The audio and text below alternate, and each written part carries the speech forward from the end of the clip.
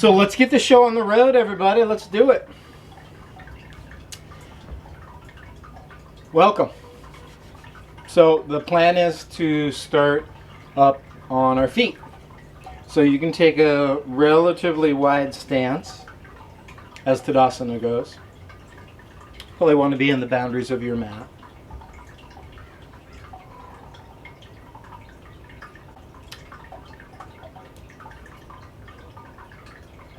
All right, and once you're set and established in your stance, in your feet and your legs, then we're just going to start these really easy, even purposely kind of small circles for your shoulders.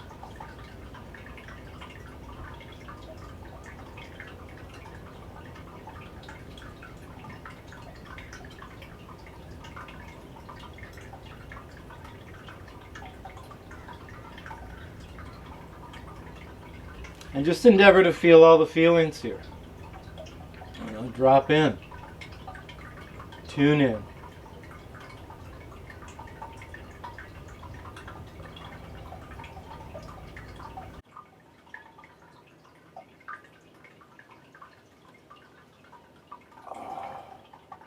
Vision tends to get so much love in terms of the senses we dial into, but feeling, touch, haptic response, it's massive. And so that's kind of what we're dropping into now. And traditionally, as the yogis enumerated it nearly 2,000 years ago, it's even a formal part of the yoga practice called pratyahara. Just this like modulating the sense doorways a little bit. Or turning up the knob on certain ones.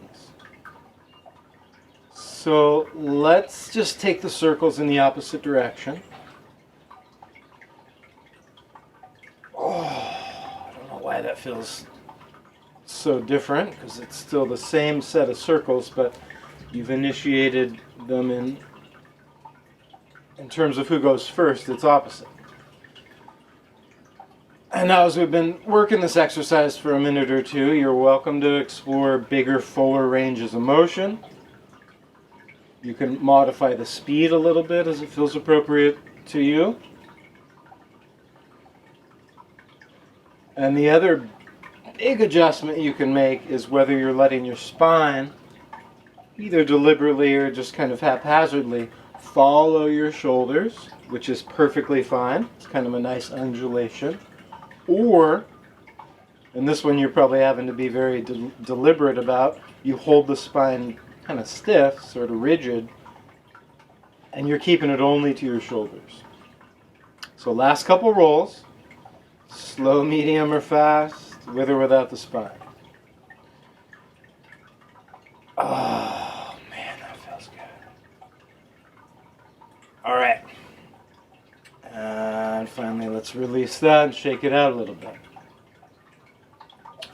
Next, let's reach the arms forward and brace the ribs. So we're not going to round the back, but we're not really going to arch either. So they're going to like tie together like a little corset and draw down ever so slightly to just reinforce abdominal stability. Then we're doing the hold the softball moves or hold the dials and just turn it.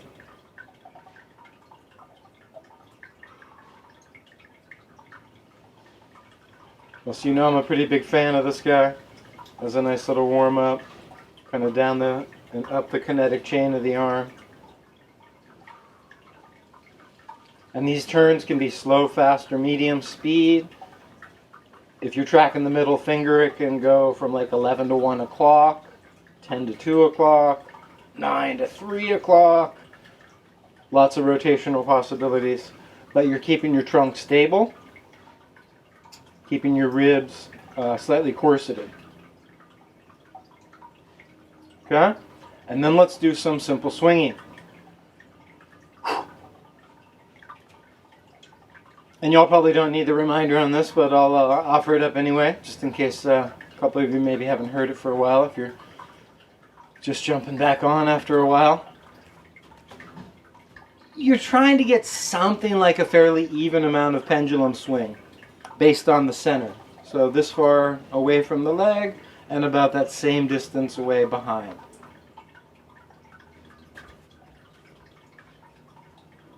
If that's the goal, and it's a loose goal, but that's kind of the goal, nearly every one of us has to employ the strategy in order to achieve that goal. Employ the strategy of basically just trying to reach the arms back. Almost forget the forward thing. And put almost all your effortful resources, all your deliberate willfulness into swinging the arms back. And then it's sort of like they just haphazardly will fall forward. Okay, last few swings. Oh. All right, and let's go back to reaching the arms forward. Bracing the top ribs like a little corset. Sliding the ribs slightly down to help reinforce abdominal stability. And letting your palms face each other with your fingers wide spread. And then we'll cross.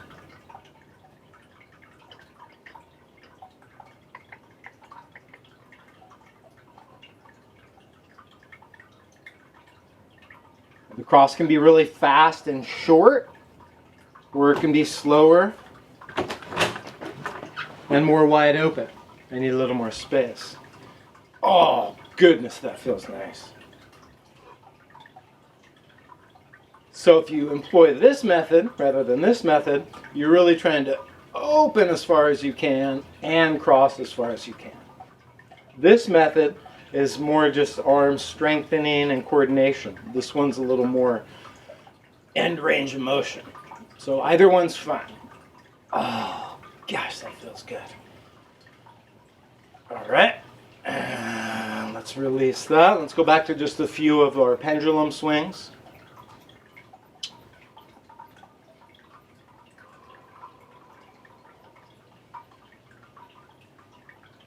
Okay. And then we're going to reach the arms forward again, but squeeze the fingers together. Let the palms face down instead of in. Corset the ribs. Retract the head. And then do some drumming. So this we're going to keep the range pretty small. I like to think of the range basically just a little bit beyond your shoulder. So the low part, you're a little lower than your shoulder. The high part, you're a little higher than your shoulder. With the corseted ribs. This one's kind of hard. Last few. Back to swings. Oh.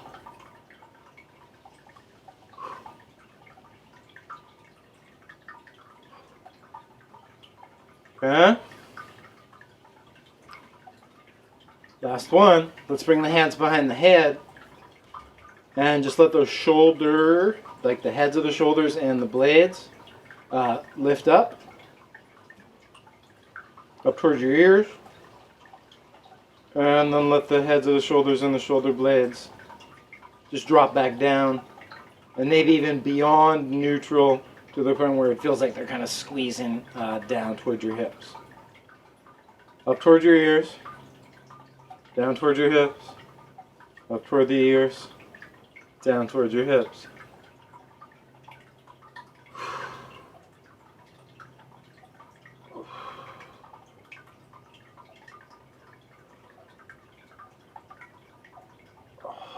Last couple.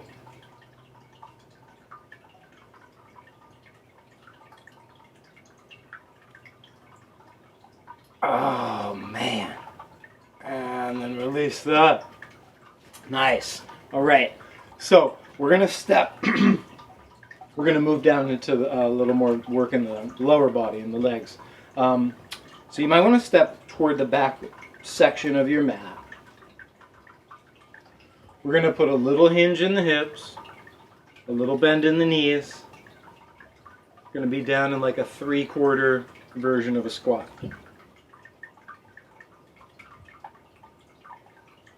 So let's try the same thing we were working on earlier in terms of torso stability. Fasten these uppermost ribs toward each other, like a little corset.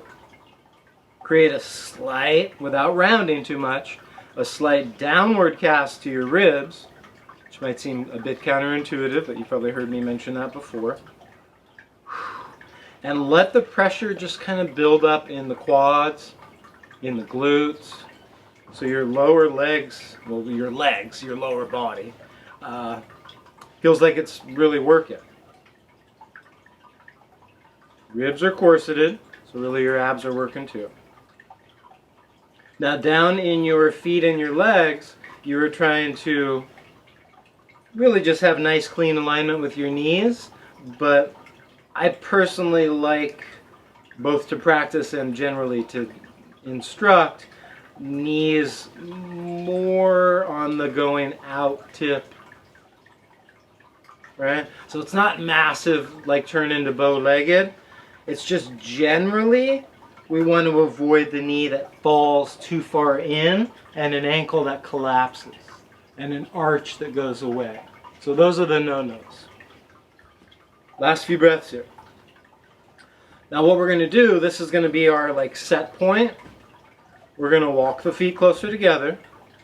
We're going to pick up this left foot and hold the left knee in the hand.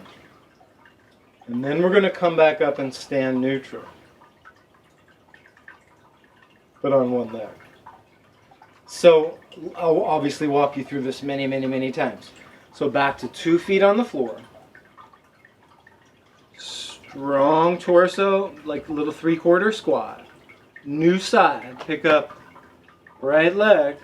And up you come. And we'll try about 6 of these side to side.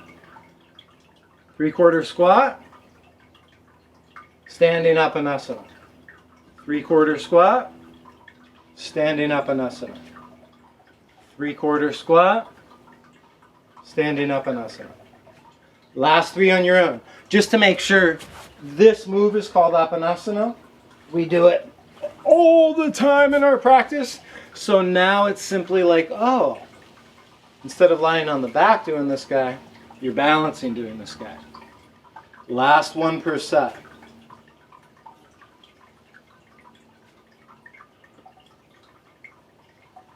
Awesome. Then let's come back to neutral. So from neutral, we're going to come back to the squat again. So there's kind of 2 neutrals. The neutral standing and this neutral 3/4 squat. This time when we come up, we're going to do external rotation. So I'm going to pick up the leg like this and come up to standing. It's like the Sukhasana leg, pigeon leg, eye of the needle leg, lotus. Right, we do this external rotation in lots of different shapes. But now we've got balancing as a component. So you're squatting, that was a long one. External rotation. Squatting, external rotation. Squatting, foot in, knee out. Squatting, foot in, knee out. And just do what you can do. I know sometimes those lines like sound so cliche, but you know, you're not trying to do exactly what anybody else is doing. Doing your version of this. You find the pace that works for you. Last one per side, approximately.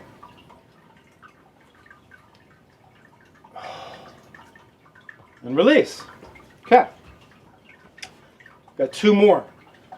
So we did flex up into the chest and we did external rotation. So the 2 other, big 2 other patterns we want to hit as part of our overall combination is an internal rotation and then an extension. So internal rotation is going to look like this. Same little squat, and when we come up, we want the foot to be wider than the knee.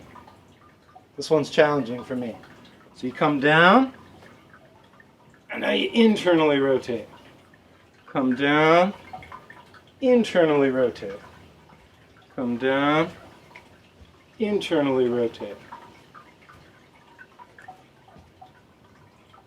So instead of letting this femur bone rotate toward the outside of your mat, you're letting it rotate toward the opposite side of your mat.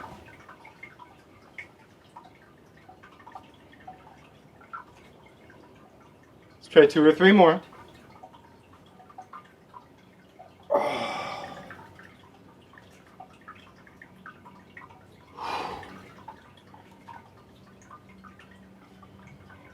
One more per side. Goodness. Whew. That one's challenging. Okay, I mean they're all challenging in their own way, but for me just that internal rotation is tough. Last one, the legs going backward. Extension. 3/4 squat. Catch your foot. Pull that thigh back. A classic runner stretch. 3/4 squat. Catch the foot. Whew. Come up. Not every transition is going to be super smooth. Squat. Extend. Squat. Extend. Squat. Extend.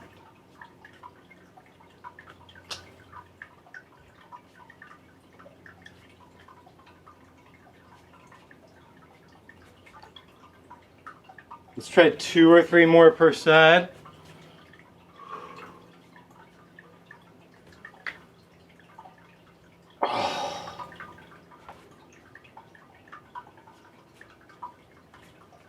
Going one more full round.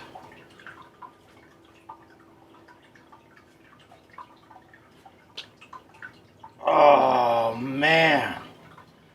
And then release. All right. Let's shake out the legs a little bit. Easier to do one at a time.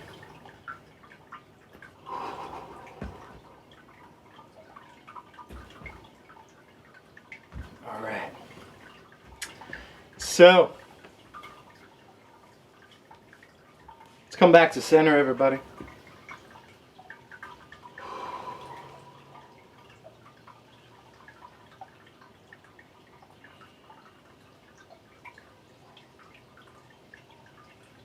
We're going to reach the left arm forward, like we're holding something on our palm. And then we're going to reach the arm, like whatever's on the palm, we're pushing onto our back. Oh. And then with this free right arm, or whatever arm you wound up with that's free, in case you didn't do this side, just give a little assist. Now the assist can come in several varieties. You can kind of draw the elbow into the midline more. You can draw it up more. You can draw it back more. You can just support it like this.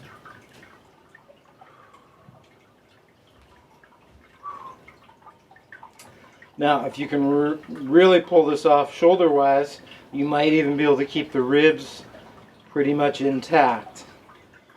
That means you get less back bend help, and you're asking more from your shoulder. Oh. Okay, everybody, let's release that. Oh, man. New side. So you reach out your supinated palm, like you could hold something on it. Reach up and over your shoulder. Use the free hand as an assist, a guide. Ooh.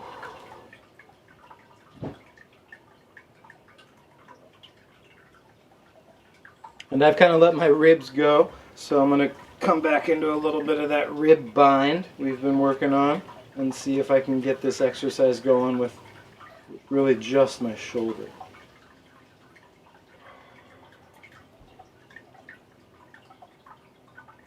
All right.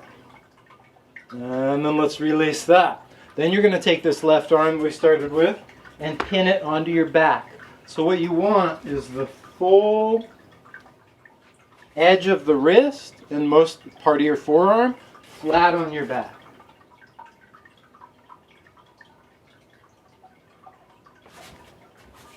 Yeah?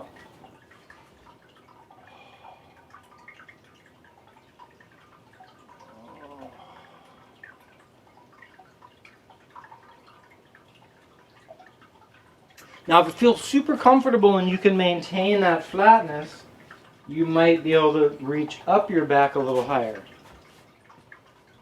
But if that puts your shoulder in just a too odd of a position, or it hurts, or it's winging out your scapula, stop, stop, stop. Or if it projects your ribs too far forward, i.e. your shoulder's not doing it by itself. Let's release. Let's go new arm. Onto the tail. Palm faces out into the world. The knuckles face up against your own body. If the wrist can stay in contact, reach up a little higher.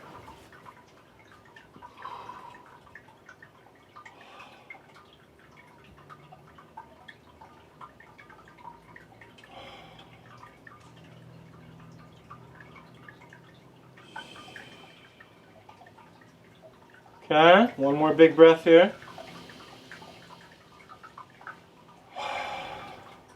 And then let's release that arm. All right. Let's try this one. You're going to cross the arms. Somebody landed on top. I'll just make top, bottom references instead of left, right. Then bring the backs of the hands toward each other. I've got a distance big enough for my head to fit through right here. That's fine. If I go much further, well, I can go a little further. But not much. If you're real flexible, you might be able to get a whole second, I can kind of fake it, a whole second intertwine here where the hands even cross. Hello, Elijah.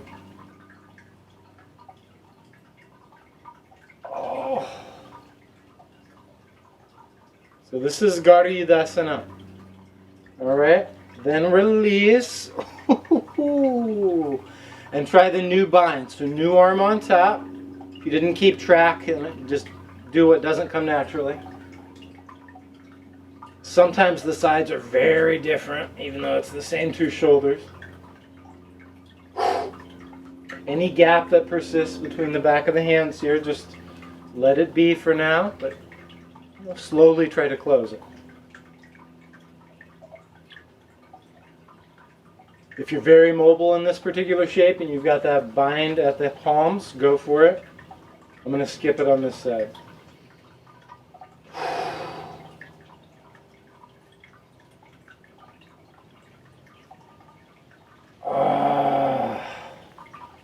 And then everybody, let's release that. Oh, that feels good.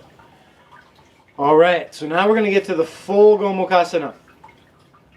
That was like the full arm Gariyudasana, Gomukhasana.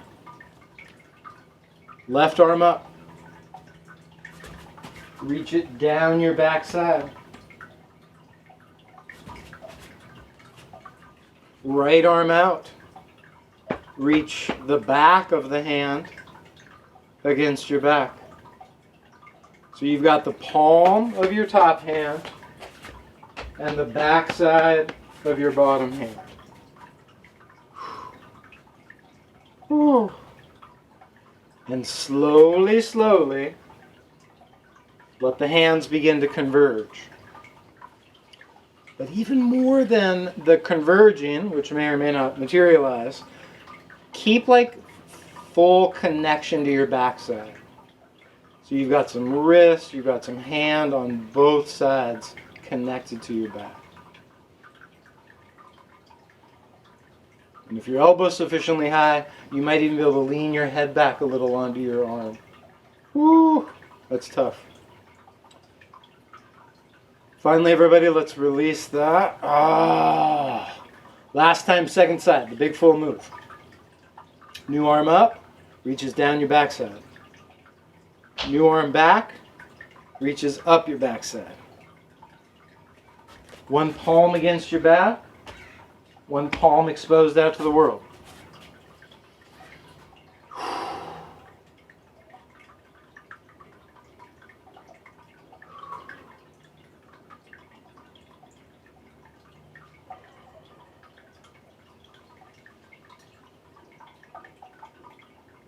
One more, maybe two more full breaths here. Again, you can lean that head back into the forearm if it's there. It's not there for me on this side. Experiment though.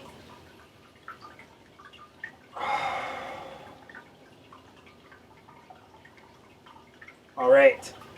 And finally, let's release that. Oh, man. We're going to come back to the 3/4 squat with a slightly wider stance. So, we are going to try some pranayama / abdominal work. You're going to try 10 to 12 to 15 of these guys. So, the plan is we're going to inhale through the nose, big full in breath. And then you're going to exhale out pursed lips like you're blowing out birthday candles or a straw.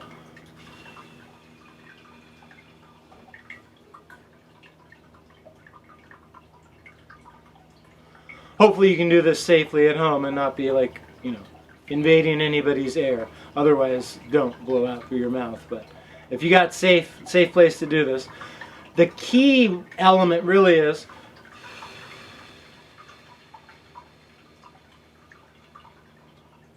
that on each exhale, you feel real abdominal engagement. You feel your upper abdominals, you feel the sides, your obliques and your intercostals, those rib muscles and your side abdominals. And you feel almost like, I know the metaphor I've used before, it's sort of like a sponge just getting emptied. So it kind of is more about the tissue contraction rather than just the exhale, but we're kind of using the exhale to help coordinate it. So 2 or 3 more times, big inhales.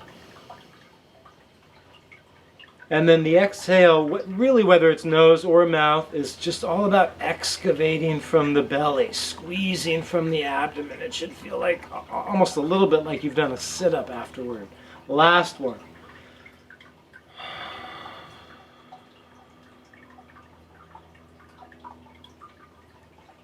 Okay, and then let's come up for just a second.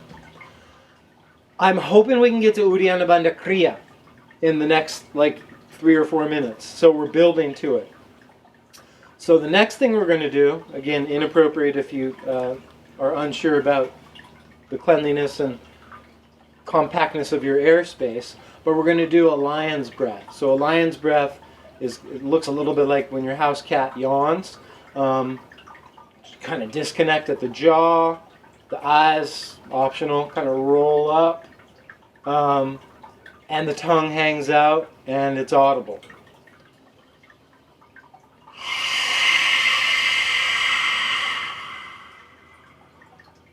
Sort of like that. But you can play with it, right? You can channel it so it's like fierce and strong, or a little bit more, playful. So we come down. I sense a lot of people like, really? Are we getting into this right now? All right, but we're just going to try a couple minutes, all right? So big inhales through the nose.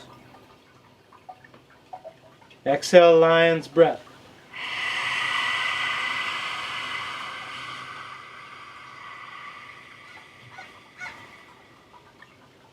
Inhale through the nose. Exhale, lion's breath.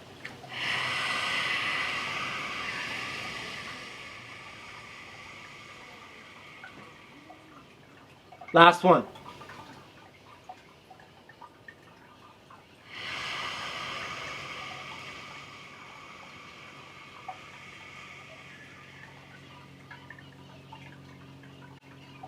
All right, quick reset. So what comes next? We're getting to it. We're almost there. We'll do a big inhale through the nose, and then we'll lion's breath and let it all out, and then we'll practice a hold. 2, 3, 4, 5 seconds. Yeah? So 3-part breathing. Inhale, exhale, hold the breath. Inhale,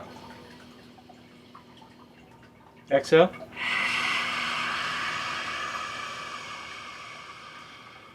Hold the breath. Inhale. Exhale.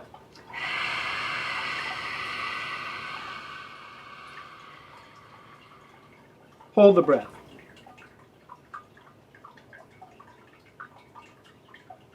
Last one. Inhale. Exhale.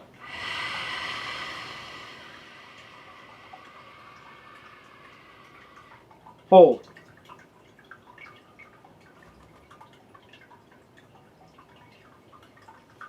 And then let's come up.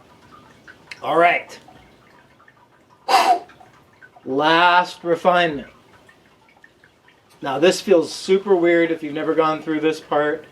But what I'm going to ask you to do to help train your intra-abdominal muscles and your diaphragmatic musculature and the pelvic floor musculature is we are going to close off access to oxygen, nitrogen, CO2, and whatever else we're breathing in, right? So we're going to close the gateway by plugging the nose, and you don't have to put your hand over your mouth, but just keep your mouth closed. Not quite yet. I want to explain it first. So when we're in this condition of no airflow available, we're going to try to inhale during a state of no airflow available. The act of attempting an inhalation during no airflow available is going to create a little inward, upward draw from your belly, and it's going to create like a little diaphragmatic vacuum, and you're going to feel your belly go backward. Now this is kind of weird. When you inhale with access to the air, your belly extends. But when you inhale without access to air, your belly goes in like a vacuum. We're just going to plug the nose, no mouth breathing, and take an inhale. My belly just went in. Okay, so let's come down and try that first. Mouth closed, nose sealed, try to inhale. Release it. Try a couple times.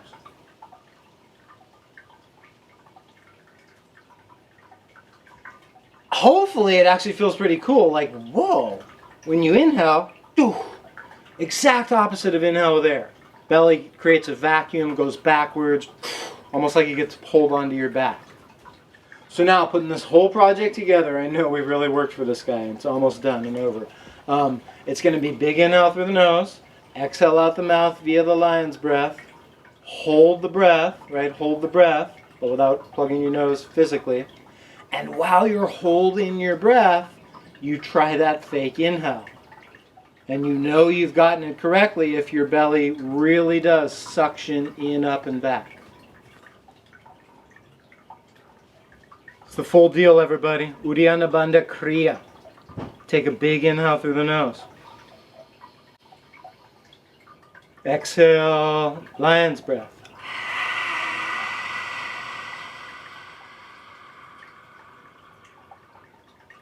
Hold your breath, but take a fake inhale.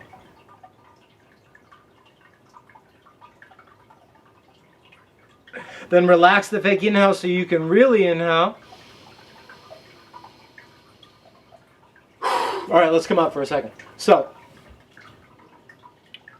you're holding breath. You're holding that fake inhale. Your belly's in.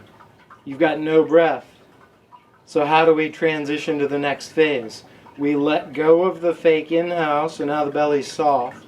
We bring in real air, so now the belly can distend and inflate like it normally does. Does that make sense? All right. Last bit, 5 or 6 Udiyana Bandha Kriyas in a row, full deal. Inhale fully. Exhale fully. Hold your breath. Udiyana Bandha Kriya. Hold the belly in, up, and back.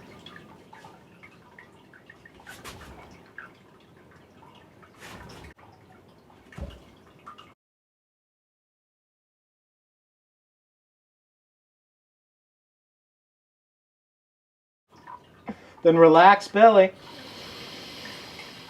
So you've got something to breathe into. Again, exhale.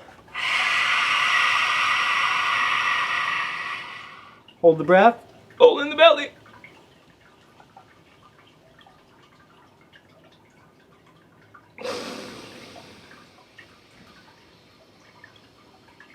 Oh, that wave felt good. 3 more.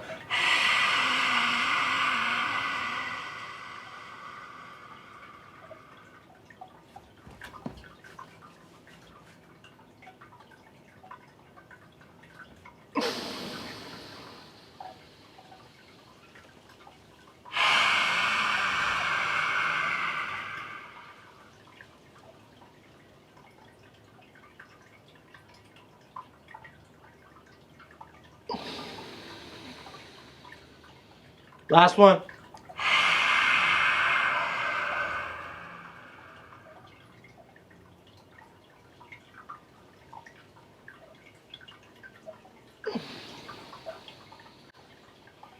Woo-wee.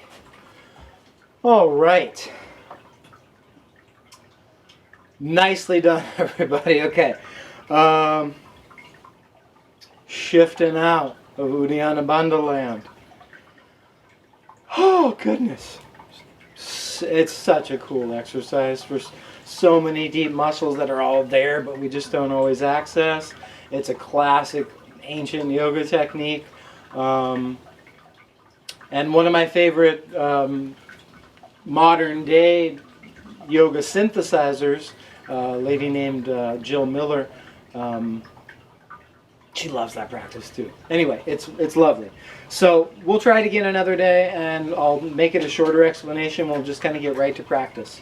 So anyway, y'all, let's stand with feet about hip distance apart. Bring the hands to the heart. Take a big inhale. Float those arms outward and upward. And then on an exhale, come down. And then we're just going to shift to all fours.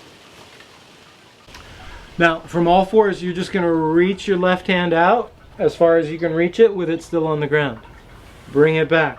Reach that right arm out as far as you can reach it and come back. And just try about 6 side to side. So if you're on a surface where you can slide your hands. If you're on a surface where sliding isn't very accessible, you can walk the hands.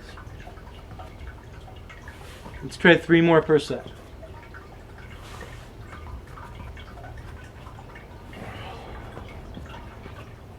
Oh.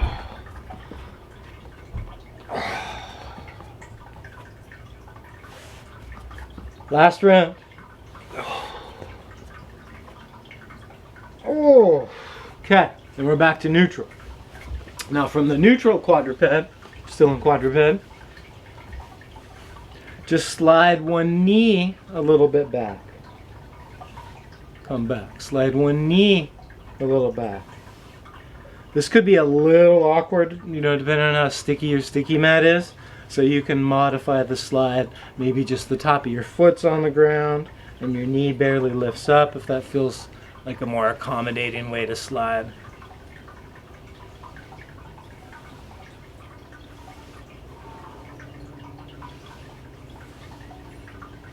Okay, 1 more per side. All right. And then let's come back. So this time with the arms, let's walk forward and lift a little. Walk forward or slide and lift a little. Walk forward or slide and lift a little. Walk forward or slide, lift a little.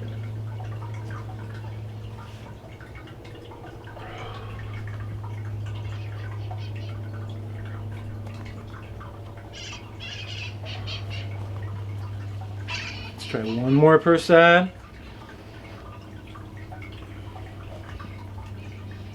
Awesome. Okay. Then let's lift a knee off the ground, but just have a tucked set of toes back there. So the knee is way up off the ground, but we're pushing back through the heel. Profile. Like that. And we switch. And we switch. And we switch.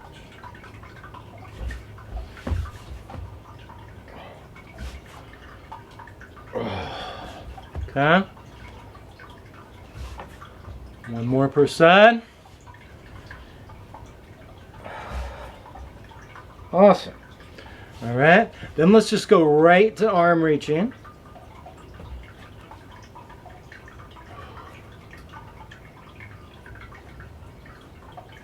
Just one more per side.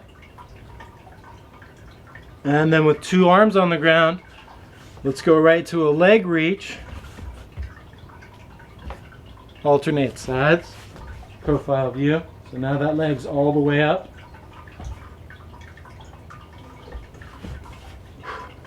Okay? And then last round. Pretty easy to see where this one's going. An arm and a leg. An arm and a leg. Now, we did like 6 different variations to get to this point. So if this one feels too taxing for whatever reason, I mean, sometimes you want to tax your body. So keep that in mind. But if it's just way too much, you can always go back to one of the other movements that we did before.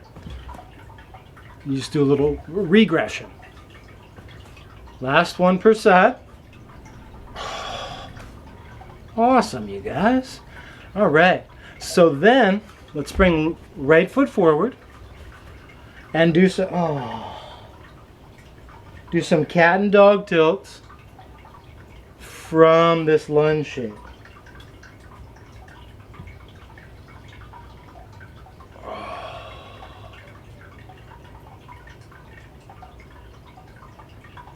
Couple more times. So we're arching, letting the pelvic bowl tip forward. Rounding, pulling the pelvic bowl backward. Oh my gosh, that feels good. One more go. And then switch legs. So make sure you bring the new foot forward. Probably left for most of you. Just, you know which one the new one is. And round. And arch. And this is a little undulation that obviously happens from your head to your tail, but even lower than your tail, because how you tip your pelvis sort of helps create the round slash helps to induce the extension. Oh my gosh, that feels good. One more per side.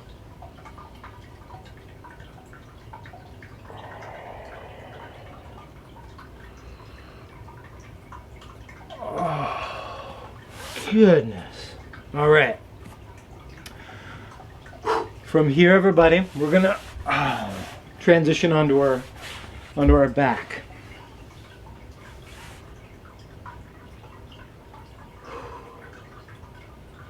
We're gonna try to do. We are going to skillfully pull off with strength and coordination and a plume. Some one-legged bridges. All right, so we're going to get one leg in bridge formation, wherever it feels most stable for you, generally foot right under the knee. We're going to hug the opposite leg in, Apanasana, with our standing work we started with. And then about 10 times you're going to bridge up and bridge back down. Bridge up and bridge down.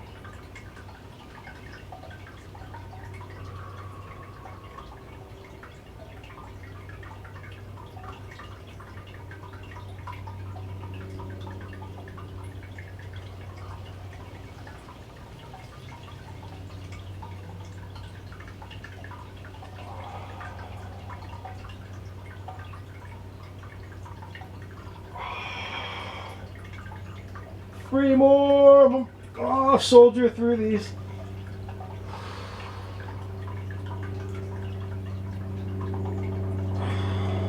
Last one. Try to hold it up there for a few beats.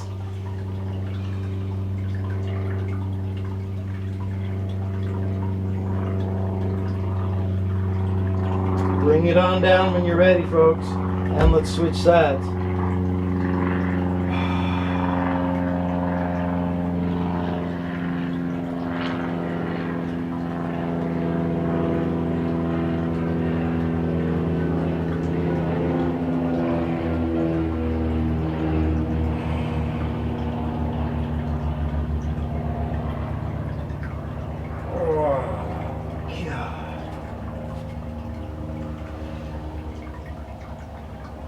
About 4 more. We're working our way through one-legged bridges. And the non-bridging leg is held deep into the chest.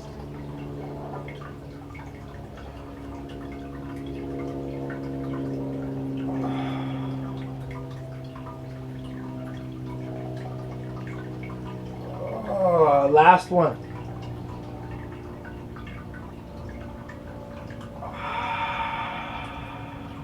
Let's release all of that.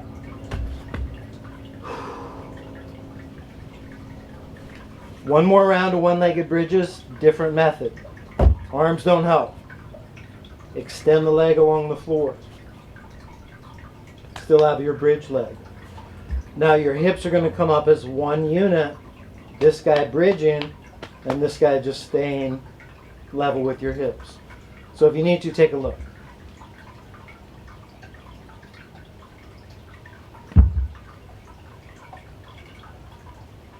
Yeah? So let's try about 6 or 8 or 10 of those guys.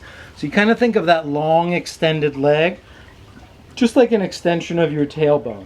Obviously at that diagonal, because we're at that diagonal pitch. But it's just like a long extension of your tail. Still powering your bridge with one leg. But now instead of one leg to hold and one leg to bridge, your bridging leg basically has to like lift up the other leg too. Okay? Ooh. Last one. Yeah. And then let's come down. Awesome. So maybe 8 to 10 one-legged bridges with this this method employed for this last round here. Lifting your straight leg, lowering. It kind of comes along with your hips. Sort of an extension of sacrum and tail. Shoulders are down, head is down, and that bridging leg is solid as can be.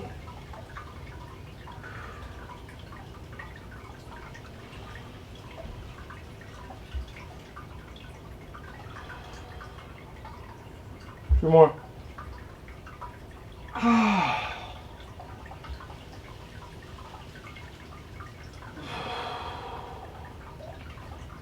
Ay, ay, ay. All right, so now to get the hamstrings a little bit open, let's have 2 long legs on the mat, and without bending your knee, so move from your hip, lift a leg until you get some response.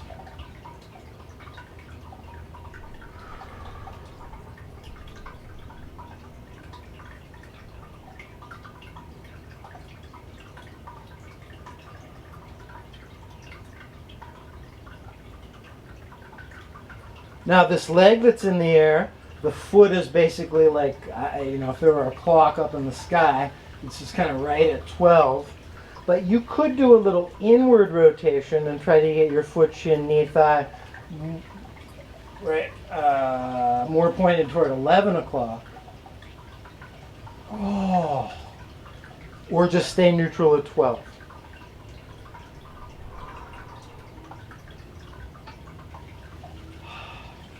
If you're feeling like you really want to add this, you can connect fingers to big toe.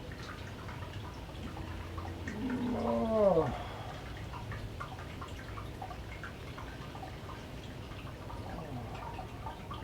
All right, everybody, let's release and change sides. So new leg's going to go up all on her own, hands free. Feel out where your edge is, whether it's at 60, 70, 80, or 90 degrees. I mean, those are all just, numbers we place on, really an organic moving body. You want to feel where those edges are, wherever it lands on the degree scale. Be in neutral orientation or a slight inward rotation if you want to play with it. Keep a connection to the straight leg that stays on the floor, like don't lose touch with it. Keep it a little space in your psyche for it, and even keep it actively charging. Now last phase, maybe, finger and toes want to come together.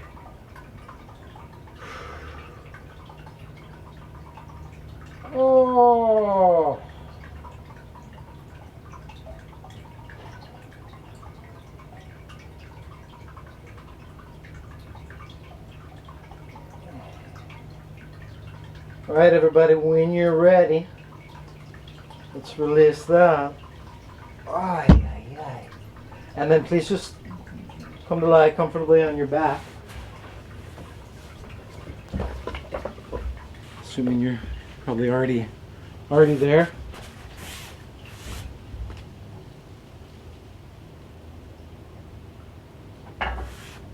Alright.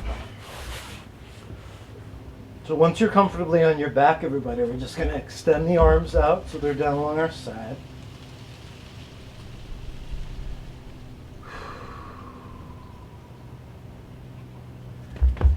Find a nice, comfortable, very palatable position for your legs, whether they're narrow or wide. I'd lobby for straight, but even bent is fine.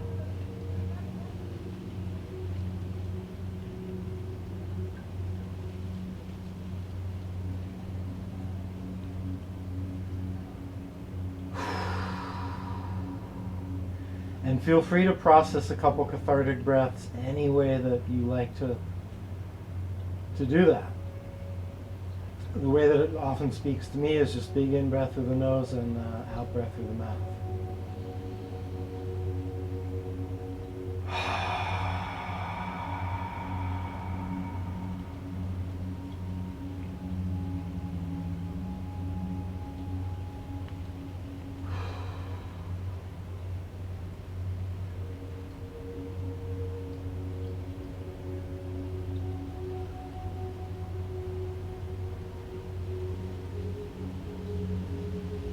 Once you feel like you can just let the breath come back to autopilot,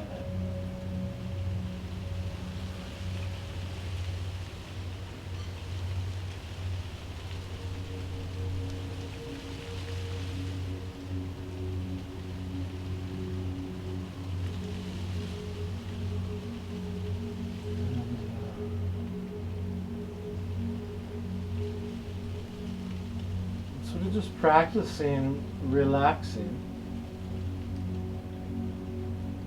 without trying to exercise too much control.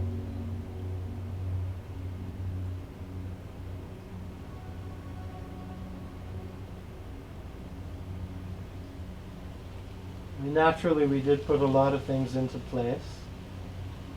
We carved out this time. We found a little area in our abode somewhere to practice. We've decided yoga is a useful practice for our body, our mind, our psyche.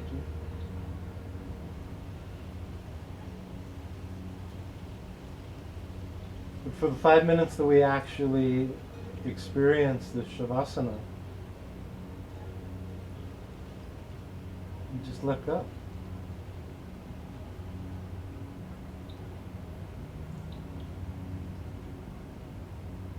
Practice it.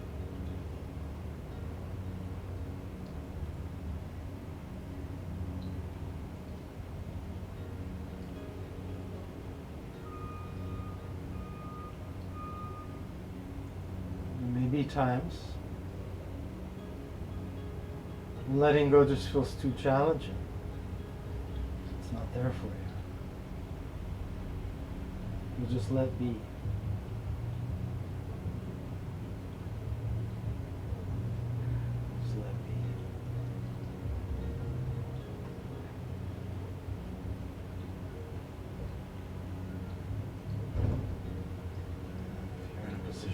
So,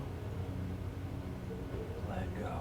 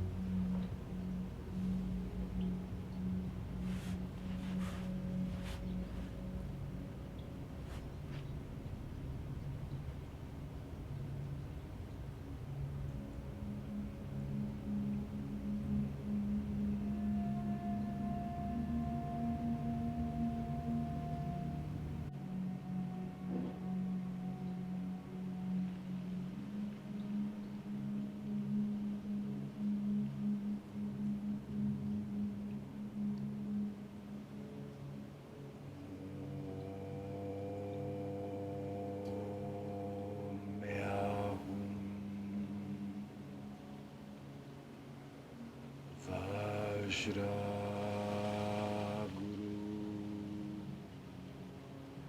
Pema Siddhi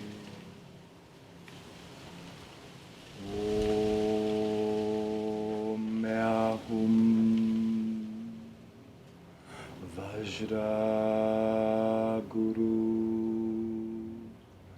Pema Siddhi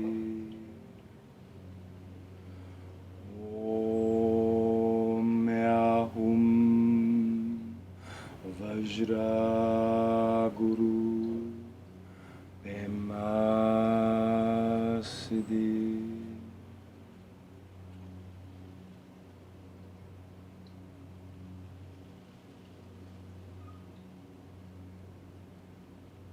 Loosely translated, it's all is one, and the power and wisdom of the infinite lies within.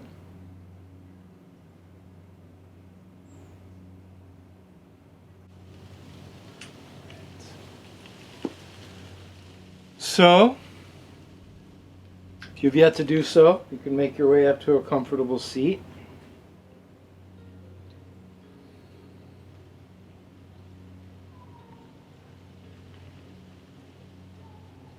Let's fold the hands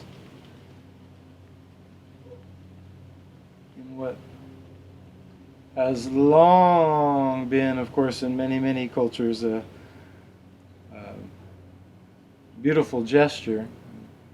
Just, if you confronted a stranger in the woods and they approached you like this, you'd probably let down your guard. And it's a beautiful gesture. And it's safe in these times where we've got to avoid touching. Anyway,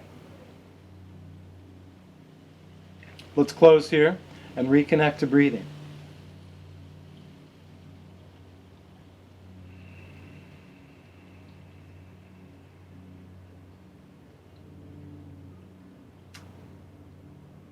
And anytime we close with an Om, you're always welcome to remain silent, but of course you're welcome to really let it go and chant together. So we'll close with a single Om sound, like you're just reciting lots of O's and a few M's. Let's start with a big full inhale.